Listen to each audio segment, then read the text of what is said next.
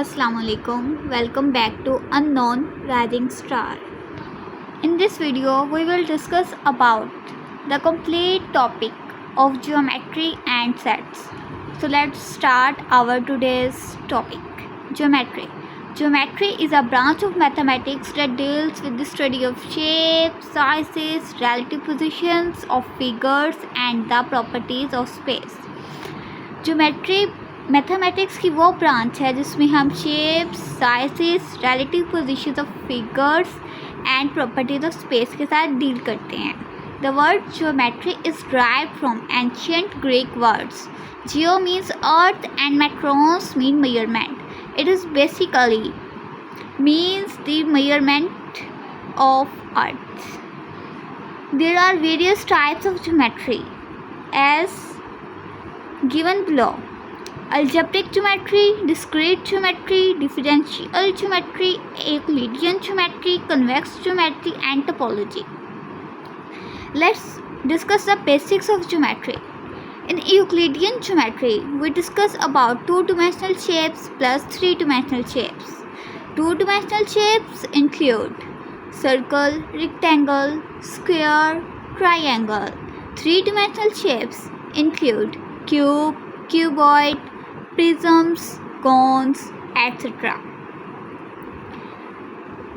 In a plane geometry, two-dimensional shapes are discussed, while in a solid geometry, three-dimensional shapes are discussed.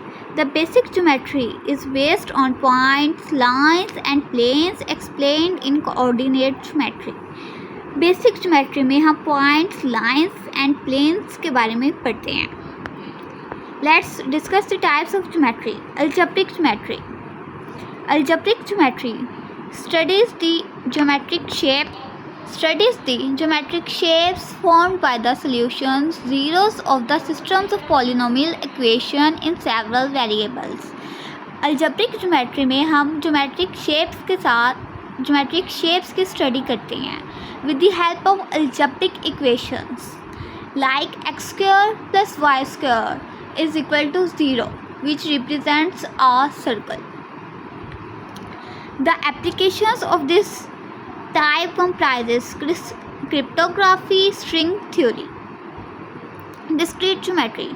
It is concerned with the relative position of simple geometric objects such as points, lines, triangles, circles, etc. In discrete geometry, we discuss about the relative positions of simple geometric objects. हम इसमें simple geometric objects की relative positions को discuss करते हैं. Simple geometric objects हमारे पास हैं point, lines, triangles and circles. And one more thing, two dimensional shapes are also called flat shapes. Differential geometry. It uses techniques of algebra and calculus for problem solving. इसमें हम अलजब्रा की techniques और calculus को use करते हैं problem solving के लिए. इसमें वेरियस प्रॉब्लम्स को हम सॉल्व करती हैं जिसमें हमारे पास एग्जांपल के तौर पे आ जाती है general relativity in physics. Euclidean geometry, as I have told earlier, a Euclidean geometry deals with two-dimensional figures and three-dimensional figures. The study of plane and solid figures based on axioms. Axioms means rules and theorems including points, lines, angles, congruence, similarity and solid figures. As I have told you earlier, point, lines, planes and angles are known as two-dimensional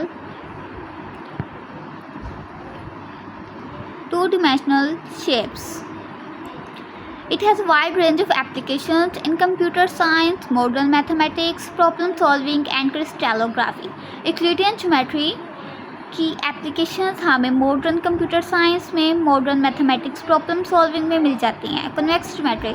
it includes convex shapes in Euclidean space using techniques of real analysis. It has applications in optimization and functional analysis in number theory. Convex geometry में हम convex shapes की study को करते हैं Euclidean space में real analysis को use करते हुए. इसकी जो एप्लीकेशंस हैं वो optimization and functional analysis in number theory में होती हैं।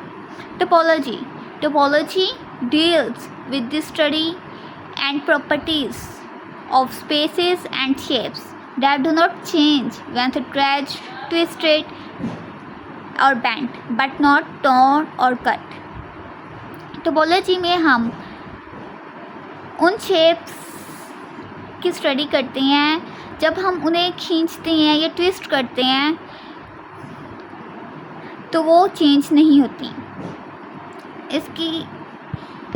इसकी एप्लीकेशंस में हमारे पास आ जाती हैं compactness, completeness, continuity, proximal continuity, proximity spaces, etc.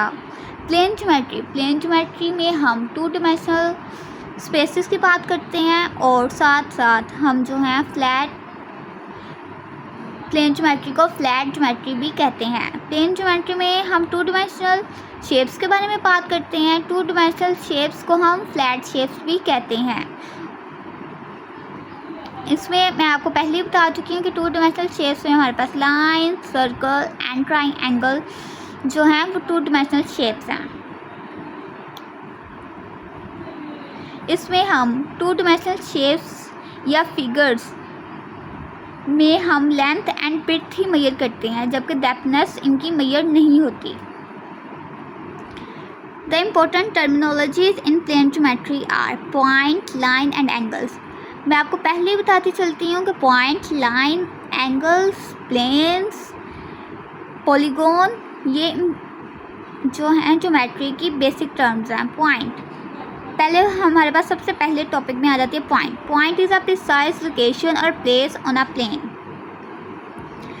Point हमारे पास क्या है, ना ही कोई चीज़ है बल्कि ये हमारे पास एक लोकेशन है, ठीक है।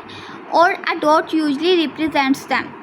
हाँ, डॉट उस लोकेशन को रिप्रेजेंट करने के लिए हम इस्तेमाल करते हैं। पॉइंट की ना ही कोई डिमेंशन होती है, ना ही कोई शेप होती है और ना ही कोई साइज़ होता है। फिर हमारे पास आ जाती है line. Line is a straight, no curves, having no thickness and extends in both directions without end. Line हमारे पास स्ट्रेट होती है, इसकी ना ही कोई मोटाई होती है, ये बोथ डायरेक्शंस में जो है हमारे पास एक्सटेंड होती है। हम इसे कह सकते हैं कि ये it is the combination of infinite points together to form a line. हमारे पास 2 तरह की लाइन होती हैं, एक हॉरिजॉन्टल लाइन होती है और एक जो है हमारे पास वर्टिकल लाइन होती है। हॉरिजॉन्टल लाइन हमारे पास एक्स एक्सिस पे पाई जाती है और जबकि वर्टिकल लाइन हमारे पास वाई एक्सिस पर पाई जाती है। As you can see here, line has 2 endpoints extending in both directions. Segment is a part of line. Segment is a part of line that has 2 endpoints. It is not extended in any direction. Ray, part of the line that has 1 fixed endpoint and extends infinitely. मतलब हमारे पास रे जो है वो उसका एक जो है वो फिक्स्ड एंड पॉइंट है, जबकि दूसरी पॉइंट पे वो एरो है और वो एक्सटेंड हो सकती है। Now moving forward, point has different types. Collinear points that lie on the same straight line like A, P and R are the points that lie on the same straight line. These are collinear points. Points that don't lie on the same straight line are called non-collinear points. For example, point P and B are non-collinear points because they don't lie on the same straight line.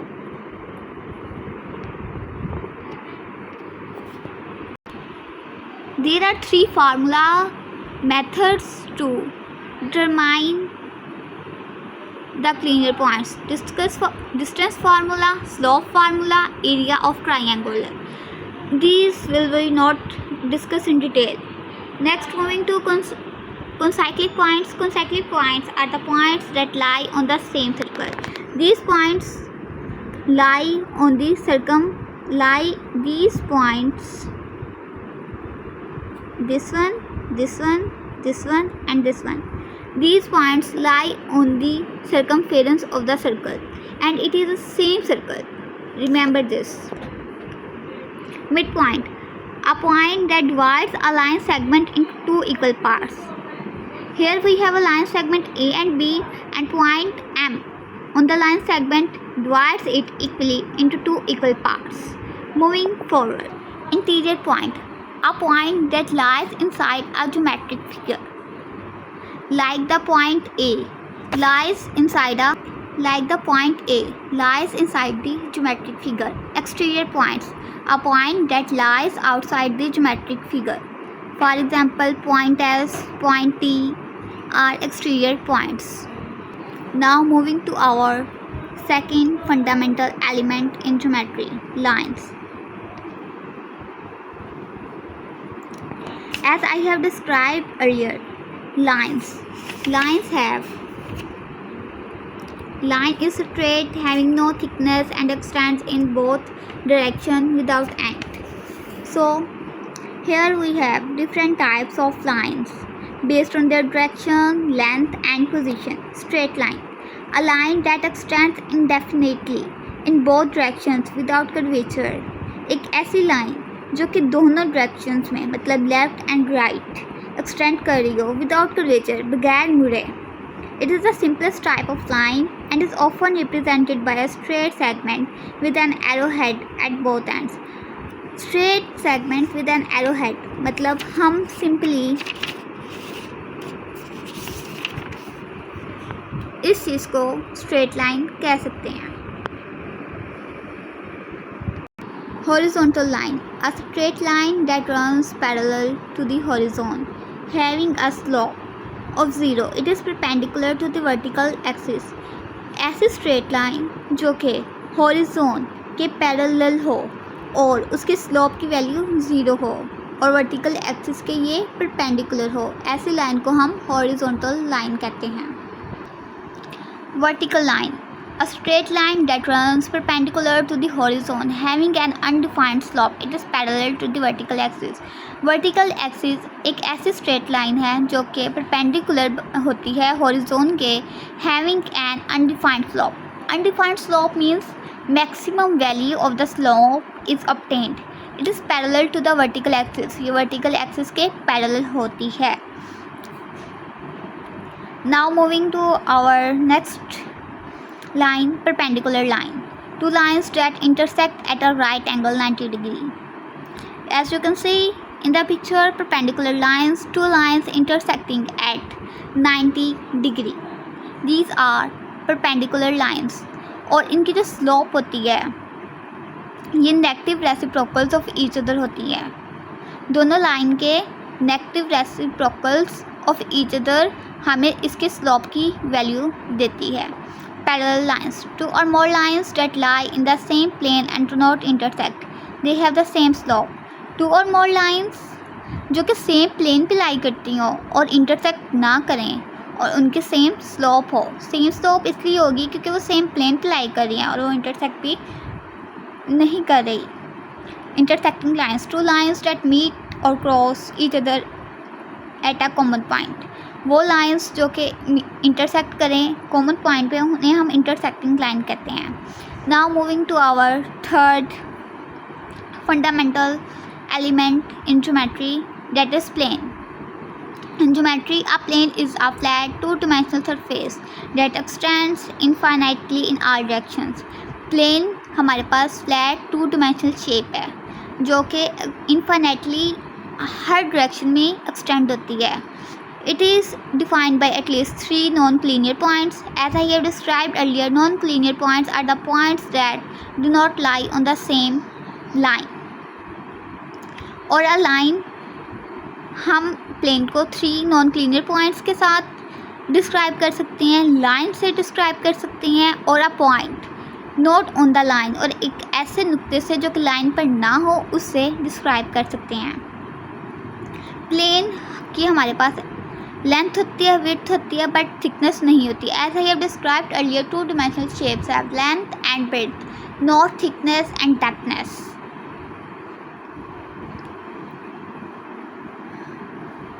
Rectangle. A rectangle is a quadrilateral with 4 right angles. Rectangle हमारे पास एक ऐसी quadrilateral है जिसके 4 right angles बनते हैं. As you can see, 4 right angles. Rectangle की opposite sides जो होती हैं वो लेंथ में इक्वल होती हैं and adjacent sides are perpendicular to each other. और जो एडजेसेंट साइड्स होती हैं वो परपेंडिकुलर टू ईच अदर होने का मतलब ये है कि 90 डिग्री का एंगल बन रहा होता है. एरिया ऑफ रेक्टेंगल का हमारे पास फार्मूला है लेंथ इनटू विड्थ, और पेरीमीटर ऑफ रेक्टेंगल का फार्मूला होता है is equal to 2 into length plus width. Now moving towards fourth fundamental geometric figure, that is angle. Angles are formed by two rays or lines that share a common endpoint called the vertex. Angles हमारे पास two rays और lines से बनते हैं जो कि common endpoint को share करती हैं जिसे हम vertex कहते हैं. As you can see in this picture of acute angle, two rays having a common endpoint that is known as vertex. It forms an angle of 62 degree. Angles can be measured in degree and radian. ये हमारी practical applications में और mathematical applications में angles की काफ़ी सारी applications हैं. अब हमारे पास एंगल्स की मेजरमेंट के हिसाब से काफ़ी टाइप्स आ जाती हैं, जिसमें हमारे पास सबसे पहली आती है एक्यूट एंगल. ये ऐसा एंगल होता है जो कि 0 डिग्री से तो बड़ा होता है लेकिन 90 डिग्री से छोटा होता है. फिर हमारे पास आ जाता है राइट एंगल जो कि हमारे पास 90 डिग्री मेजर करता है. ये एग्जैक्टली हमारे पास 90 डिग्री का एंगल होता है राइट एंगल. फिर हमारे पास आ जाता है ऑब्ट्यूस एंगल. ऑब्ट्यूस एंगल वो एंगल होता है जो कि 90 डिग्री से तो बड़ा होता है लेकिन 180 डिग्री से छोटा होता है. ऑब्ट्यूस एंगल हमारे पास राइट एंगल से वाइडर होता है लेकिन स्ट्रेट एंगल से नैरोअर होता है. स्ट्रेट एंगल वो एंगल होता है जो कि 180 डिग्री एग्जैक्टली मेजर करता है और ये हमारे पास स्ट्रेट लाइन बनाता है. रिफ्लेक्स एंगल हमारे पास वो एंगल होता है जो कि ग्रेटर देन 180 डिग्री तो होता है लेकिन लेस देन 360 डिग्री होता है और ये हमारे पास स्ट्रेट एंगल से एक्सटेंड करता है. Full angle. A full angle also known as complete angle because it measures exactly 360 degrees. It forms a complete revolution around a point. ठीक है. उसके बाद हमारे पास नेक्स्ट टॉपिक है एंगल्स में ही adjacent angles. Adjacent angles are two angles that share a common vertex and a common side but do not overlap. मतलब दो एंगल्स जो कि हमारे पास common vertex and a common side share करें but do not overlap. vertex जैसे कि मैं पहले बता चुकी हूँ common end point होता है और adjacent angles की नॉन शेयर्ड साइड्स जो हैं वो हमारे पास स्ट्रेट लाइन बनाती हैं. Vertical angles are a pair of non adjacent angles. ये हमारे पास नॉन एडजेसेंट एंगल्स होते हैं जो कि formed by the intersection of two lines. यहाँ पर ओवरलैपिंग होती है. ये are congruent meaning they have the same measure. इनकी मतलब मेजरमेंट जो है वो सेम होती है इसलिए ये कॉन्ग्रुएंट होते हैं हमारे पास. फिर उसके बाद कम्प्लीमेंट्री एंगल्स. जब हमारे पास दो एंगल्स हो और उनका सम हमारे पास 90 डिग्री हो तो वो कम्प्लीमेंट्री एंगल्स होंगे और अगर दो एंगल्स हमारे पास हैं और उनका सम 180 डिग्री है तो वो सप्लीमेंट्री एंगल्स हैं. Interior angles are the angles inside a polygon formed by its sides. Interior angles वो एंगल होते हैं जो कि पॉलीगॉन के अंदर बनते हैं बाय इट्स साइड्स. ठीक है. For a N-sided polygon there are two interior angles. Exterior angles are the angles formed outside a polygon when one side is extended. Each polygon has as many exterior angles as it has sides. जितनी polygon की sides होंगी उतने ही उसके exterior angle होंगे. As you can see in this picture, obtuse angle is greater than 90 degree. Right angle forms 90 degree. Acute angle less than 90 degrees. Straight angle forms 180 degree. Reflex angle greater than 180 degree. Complete angle forms 360 degree measurement. And exterior angles are also in this diagram. Next, moving towards our fifth fundamental element in geometry, that is polygon. A polygon is a closed two-dimensional shape made up of a straight line segment. हमारे पास two dimensional shape होती है जो कि closed होती है और straight line segment से बनती है. पॉलीगॉन की हमारे पास फाइनाइट नंबर ऑफ साइड्स होती हैं where each side intersects exact two other sides and every vertex of the polygon is formed by the meeting of exactly two sides. Polygon are fundamental geometric figures and are classified based on the numbers of sides they have. हम polygon को उनकी number of sides की basis पर classify करते हैं, like triangles 3 sides, quadrilaterals 4 sides, pentagon 5 sides, hexagon 6 sides, heptagon 7, octagon 8, nonagon 9 and decagon has 10 sides. Here is a formula. Sum of interior angles of a polygon n minus 2 multiplied by 180 degree is used to find the sum of interior angles of a polygon. We can also find number of sides of a polygon by a formula which is n into n minus 3 divided by 2. Now moving towards our last geometric figure, which is circle. Circle is a fundamental geometric shape in a two-dimensional geometry. It is defined as the set of all the points in a plane that are equidistant from a fixed point called the center. Set of all the points in a plane that are equidistant from a fixed point called the center. As you can see, I have made 2 points on the boundary of the circle. These are equidistant from the center. These are just for the representation. I have made 2 points. There are a lot of points that are equidistant from the center of the circle. और जो हमारे पास centre of the circle वो fixed point है, इसीलिए हम उसे centre कहते हैं. The distance from the center to any point on the circle is called the radius. किसी भी पॉइंट का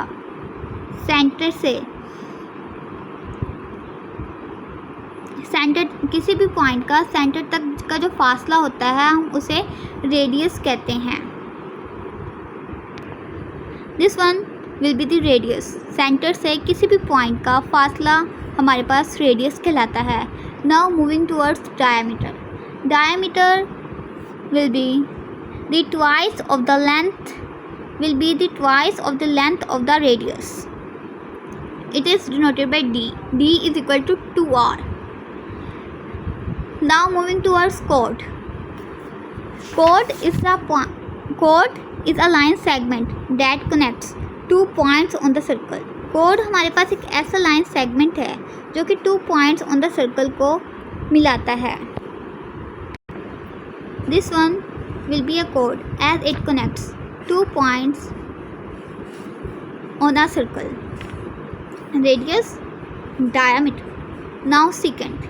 Secant is also a line that intersects 2 distinct points on the circle.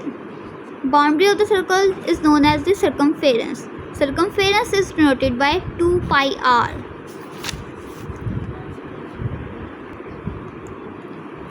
Now moving towards secant.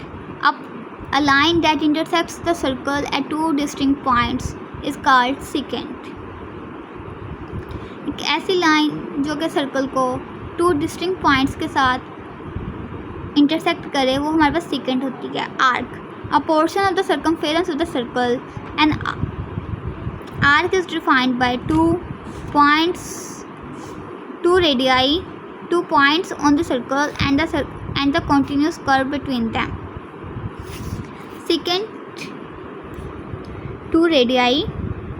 This one will be one radius, this one will be second radius, and an arc that is intercepted between them. This one will form a secant. Now moves towards similarity and congruence. Similar, we can say two figures similar if they have same shape. We can say the two figures congruence if they have same shape and size. Solid geometry. As I have described earlier, in solid geometry, we deal with three-dimensional objects like cubes, prisms, cylinders, and spheres. The three attributes of solid geometry are faces, edges, vertices. An edge is defined as the line segment on the boundary that joins one vertex to the other. हम as को एक line segment के तौर पे define करते हैं जो कि बाउंड्री पे पाया जाता है, और वन वर्टेक्स मतलब एक कॉर्नर को दूसरे कॉर्नर से मिलाने के लिए जो लाइन सेगमेंट हमारा सॉलिड ज्योमेट्री में काम करता है उसे हम एज कहते हैं. Faces. Geometric shapes are made up of flat surfaces called faces. Geometric shapes जो हैं हमारे पास वो 2D होती हैं, और वो उन्हें जैसा कि मैंने आपको पहले बताया कि हम उन्हें फ्लैट सरफेसेस कहते हैं, और फ्लैट सरफेसेस हमारे पास होती हैं faces. Vertices. A vertex is defined as a point where the edges of the solid figure meet at each other. In other words, it can be said that the point where the adjacent sides of the polygon meet. The vertex is a corner where the edges meet. Vertex हमारे पास, हम vertex को as a point define करते हैं जहाँ पे edges of the solid figures meet करती हैं. This was all about the topic of geometry. I hope you will understand all this, and if you have any question I will be available there to solve your problem. Geometry की applications भी मैं आपको बता देती हूँ कि geometry की applications जो हैं हमारे पास जो हैं वो कंस्ट्रक्शन में है, ठीक है, सॉफ्टवेयर इंजीनियरिंग में है, मेडिकल फील्ड में है. बिल्डिंग कंस्ट्रक्शंस में हमारे पास बिल्डिंग है, रोड है, मैप्स है, डैम्स हैं एंड ब्रिजेस है. और सॉफ्टवेयर इंजीनियरिंग में हमारे पास ग्राफिक डिज़ाइनिंग में है, गेमिंग में है, एनिमेशन में है. और मेडिकल फील्ड में हम CT स्कैन और MRI ज्योमेट्री यूज़ करते हैं. Sets are a collection of distinct elements and objects. Elements और ऑब्जेक्ट्स को ऐसी कलेक्शन, नुमाया कलेक्शन को हम सेट्स का नाम देते हैं. एलिमेंट्स हमारे पास हो सकते हैं, लेटर्स हो सकती हैं, सिंबल्स हो सकते हैं, और इवन अदर सेट्स हो सकते हैं. Sets are denoted by curly braces. हम इन्हें कर्ली ब्रेसेस के साथ डिनोट करते हैं.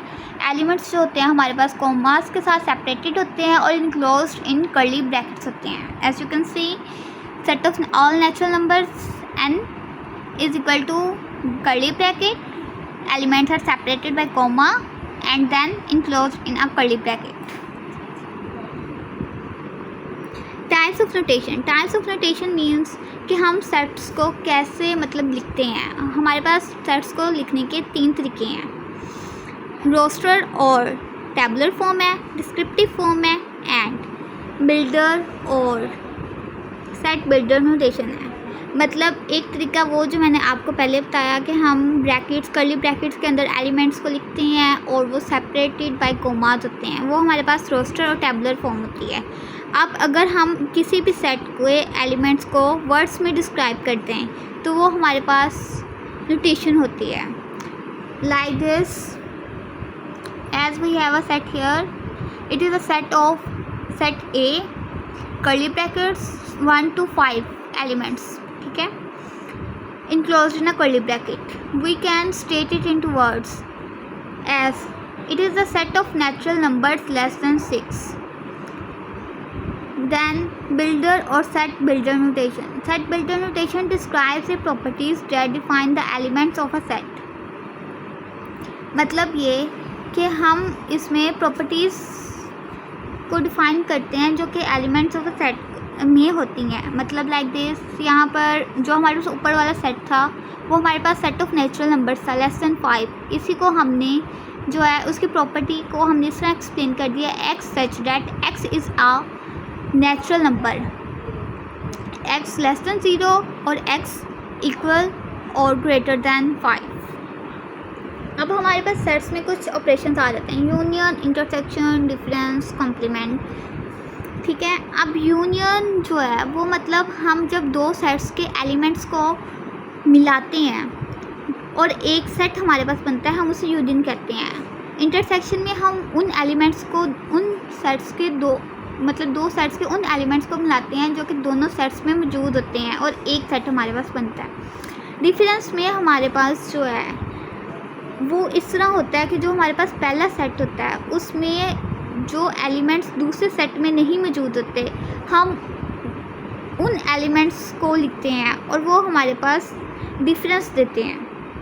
कॉम्प्लीमेंट में भी ऐसा होता है, लेकिन कॉम्प्लीमेंट में हम उसे यूनिवर्सल सेट से माइनस करते हैं उस सेट को, और जो यूनिवर्सल सेट में एलिमेंट्स होते हैं और जो दूसरे सेट में एलिमेंट्स नहीं होते, हम जो यूनिवर्सल सेट में एलिमेंट्स होते हैं हम उन्हें लिखते हैं, और वो एलिमेंट्स जिन्हें हम लिखते हैं वो कि दूसरे सेट में नहीं होते।